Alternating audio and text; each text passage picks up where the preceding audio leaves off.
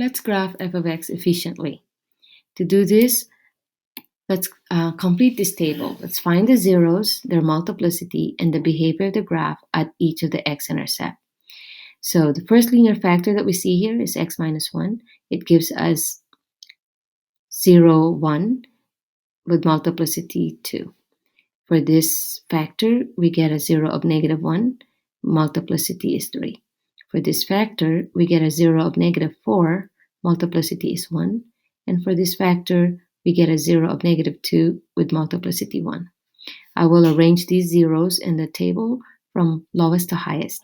So I'll have here negative 4, multiplicity 1, negative 2, multiplicity 1, negative 1, multiplicity 3, and 1, multiplicity 2.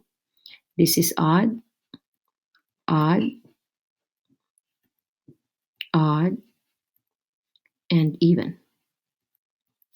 So we know that the graph will cross the x-axis at x equals negative 4 at a straight path. At negative 2, at x equals negative 2, the graph will also cross the x-axis in a straight path. At negative 1, the graph will cross the x-axis at a curvy path. And at x equals 1, the graph will bounce off of the x-axis. Okay, now let's find the degree of the polynomial so that we can determine the end behavior. So the degree of f of x is equal to 2 plus 3 plus 1 plus 1, which gives us 7. This is odd. So this means that the end behavior goes in different directions. Then we need to find the leading coefficient. The leading coefficient is right here, and it is negative. So this tells us that on the left side, the graph goes up, and on the left side, the graph goes down. So now we need to find the y-intercept. So f of 0 is equal to negative 5 times 0 minus 1 squared times 0 plus 1 cubed times 0 plus 4 times 0 plus 2. So this becomes negative 5 times negative 1 squared times 1 cubed times 4 times 2. To multiply, I need to take care of the exponents first. So negative 5 times negative 1 times negative 1 is 1. 1 times 1 times 1 is 1 times 4 times 2. And therefore we'll get negative 40. So the y-intercept is negative 40. So now we're ready to graph. I'm going to put all these x-intercepts. So one of them is at negative 4, negative 2, negative 1, and 1. And the y-intercept is at negative 40, so I'm going to go here negative 10, negative 20, negative 30, negative 40.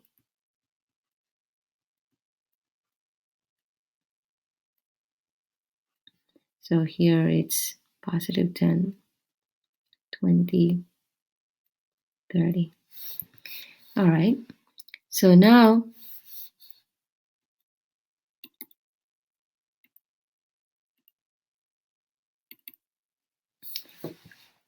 let's graph. So end behavior on the left side, it's going up. So it's going up here. Okay, let me erase that. So again, it's going up. Oh my gosh. Here, and then what does it do at negative 4? Okay, let's do that again. Goes up here. All right. Then at negative 4, it's going to cross in a straight path, cross the x-axis in a straight path.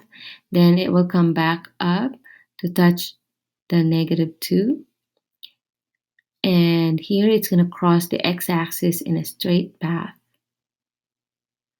It has to come back down to touch the -1, but it's going to cross the x-axis at -1 in a curvy path. So I'm going to go like this. And then it's going to go to -40. And then come back up to touch x equals 1 in a straight path. Oh no, it's going to bounce at x equals 1. So it's going to come back down.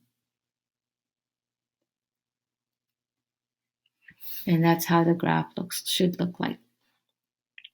This is the graph of f of x.